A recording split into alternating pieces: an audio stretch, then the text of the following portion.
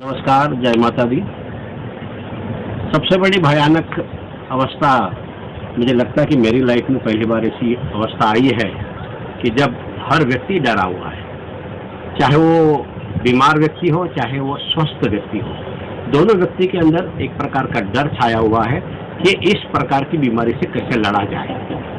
और मुझे लगता है कि लोगों में अवेयरनेस आने का थोड़ा सा समय लग रहा है, क्योंकि टीवी में देखने के बाद तो यही लगता है कि रोग बहुत भयानक है और लोग इसके साथ अवेयरनेस के साथ रहना चाहिए। हमारे दवाखाना भी पिछले 2 महीने से हमने बंद रखा था। उसके पीछे का कारण ये था कि सभी कर्मचारी भी डर रहे थे। कुछ डॉक्टर्स भी आनाकानी कर रहे थे कि भाई ऐसे टाइम पे थोड़ा सा पिक पीरियड है, थोड़ा सा, क्योंकि कोरोना के ऊपर ही ज़्यादा से ज़्यादा कॉन्सेंट्रेशन किया जा रहा था। इसलिए अधर बीमारी जो भी है उस पर ध्यान न देते हुए कोरोना के ऊपर सभी का ध्यान था।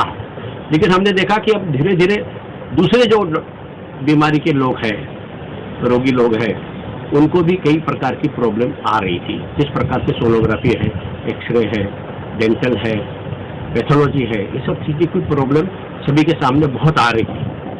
तो हमने सोचा कि क्यों न हमें इसको शुरू किया जाए। हमने सबसे पहले तो किस प्रकार से प्रिकॉशन लेना है इसकी पूरी जानकारी हमने करीब से 15 दिन तक हमारे सभी कर्मचारियों को स्पेशली बुलाकर उनको ये ट्रेनिंग दी कि किस प्रकार से हमने इस कोरोना के वायरस के सामने लड़ना है और अदर पेशेंट जितने भी आ रहे हैं उनको किस प्रकार से अवेयरनेस के साथ पेशेंट को हमने पूरा इलाज करना है। तो 15 दिन के अंतर्गत हमने उसकी एंट्री, उसका डिस्टेंस, उसके हाथ धोने की प्रक्रिया और किस प्रकार से पेशेंट को डॉक्टर के साथ सामने भेजना, ये सब पूरी क्रिया पर हमने 15 दिन तक पूरी ट्रायल ली। और ट्रायल लेने के बाद हमने इस दवाखाने की शुरुआत की और आज पिछले 4 या 5 दिनों से हमने इस दवाखाने की शुरुआत की है। और जिस प्रोसीजर को हमने एडॉप्ट किया था उस प्रोसीजर के माध्यम से आज हमारा दवाखाना पूरी तरह से उसी प्रकार से चल रहा है जिस प्रकार से हमारी संकल्पना थी।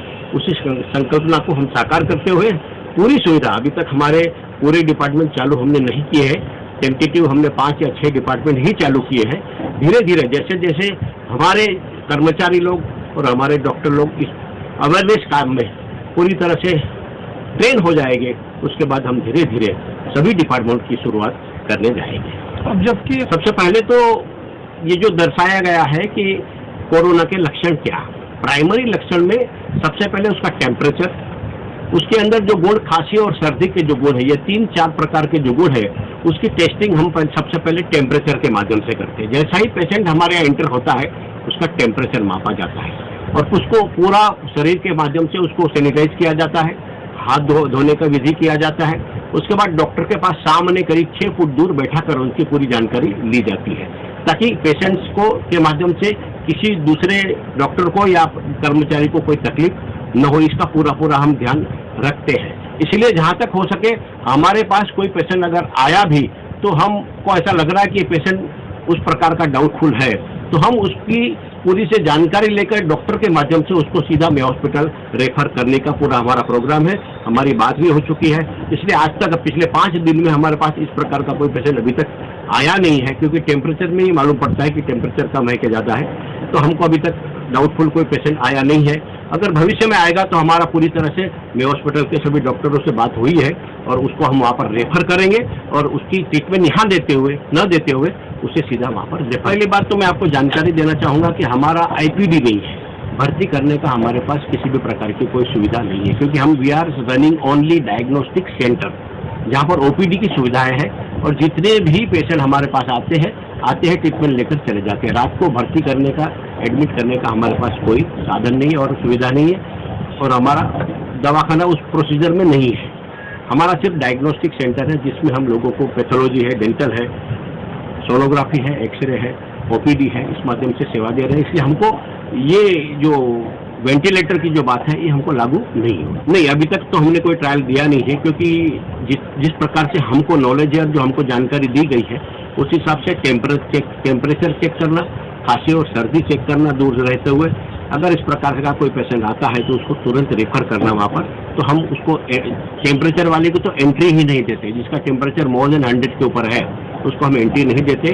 बाहर के बाहर अगर आपको लगता है कि पेशेंट एक आध 100 में एक पेशेंट ऐसा लग रहा है अगर, तो हमारे डॉक्टर बाहर जाकर उनसे बात करते हैं और उनको तुरंत रिफर करते हैं। उसको अंदर एंट्री भी हम नहीं देते और उसको पूरी तरह से उसका प्रिकॉशन हम देखो। हमारा एक सबसे बड़ा मकसद यही है कि जो लोअर मिडिल क्लास है और लोअर क्लास, ये दोनों क्लास के लिए हम सेवा करने का काम करते हैं। आज मेडिकल सुविधा इतनी महंगी हो चुकी है कि लोअर मिडिल क्लास और लोअर क्लास के लिए ये इलाज करवाना संभव नहीं है। डायग्नोस्टिक सेंटर में सोनोग्राफी, एक्सरे, पैथोलॉजी, डेंटल, ये सब इतना महंगा हो चुका है कि लोअर मिडिल क्लास तो बेचारा अफोर्ड ही नहीं कर पाता।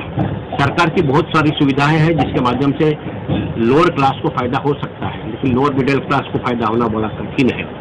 हमारा पूरा मकसद है कि जितनी भी डायग्नोस्टिक सुविधाएं हैं इसमें हमको अपग्रेड करना है, थोड़ा सा आगे बढ़ना है, जिसमें MRI, CT scan, dialysis centre. सबसे बड़ी आवश्यकता अगर समाज में है तो वो है डायलिसिस सेंटर। किडनी फेल होना एक आम बात हो चुकी है और जो व्यक्ति, गरीब व्यक्ति या मिडिल क्लास व्यक्ति की जब किडनी फेल होती है ऐसे समय किडनी का डायलिसिस करना उस व्यक्ति के लिए अपने आप को गरीब बनाने जैसा है, क्योंकि जो भी व्यक्ति मिडिल क्लास होगा वो किडनी खराब होने के बाद पूरा का पूरा परिवार गरीबी अवस्था में चला जाता है, क्योंकि इतना खर्चा होता है कि वो डायलिसिस नहीं कर पाता। जब तक वो व्यक्ति जिंदा रहता है तब तक वो परिवार धीरे धीरे नीचे आते रहता है, उसकी आर्थिक परिस्थिति समाप्ति की ओर होती है। हम चाहते हैं कि डायलिसिस सेंटर कम से कम कीमत पर, इतने कम कीमत पर चालू किया जाए ताकि जितने भी लोअर मिडिल क्लास के लोग हैं उनको ये सुविधा प्राप्त हो और डायलिसिस एक प्रकार से उनके लिए बहुत बड़ी विडंबना ना हो और डायलिसिस आसानी से वो पेशेंट का हो और वो पेशेंट को सुविधा मिले। यह काम हम आगे करने जा रहे हैं।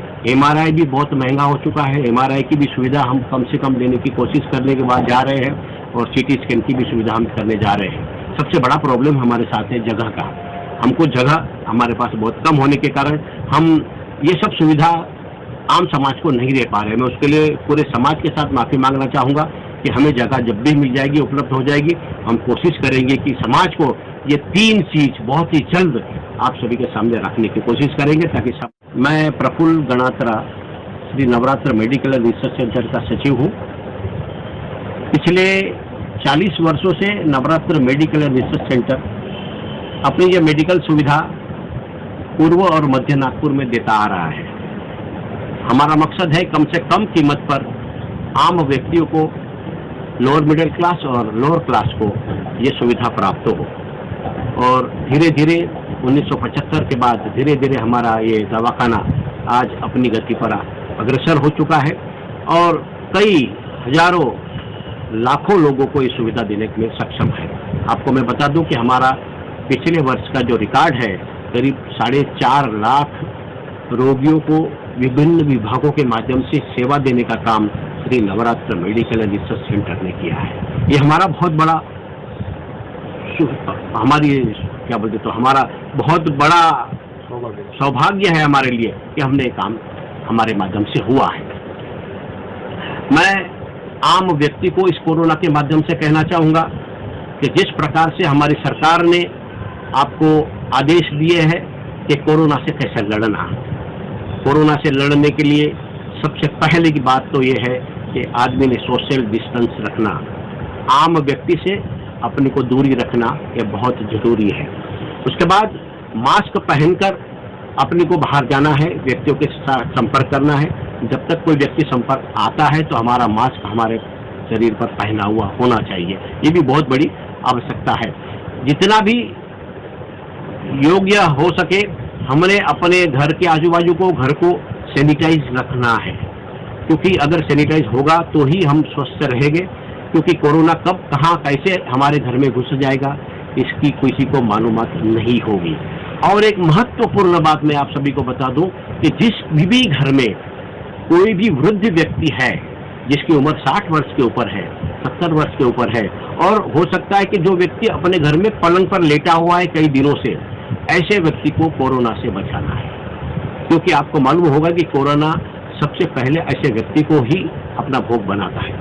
तो अगर हम बाहर जाते हैं और घर में आते हैं और हमारे घर में कोई वृद्ध व्यक्ति है तो हमने उस वृद्ध व्यक्ति के साथ अपना संपर्क दूरी से ही रखना है, क्योंकि अगर ये नहीं करोगे तो आप वृद्ध व्यक्ति को यह कोरोना बहुत जल्दी अफेक्ट करेगा और उसे अफेक्ट करने के बाद उसके लिए जीवन के लिए बहुत बड़ा खतरनाक भी हो सकता है। तो मैं आप सबसे प्रार्थना करूंगा, जितने भी सरकार के द्वारा दिए गए हमारे पास प्रिकॉशंस है उसको अमल करें। उसका अमल करेंगे तो ही हम कोरोना से जीत पाएंगे। हम सबसे प्रार्थना करता हूं कि आप इसका अमल करें और कोरोना से जीत में हम सब, कोरोना की लड़ाई में हम सब जीते, ऐसी मैं प्रार्थना करता हूं। थैंक यू, धन्यवाद।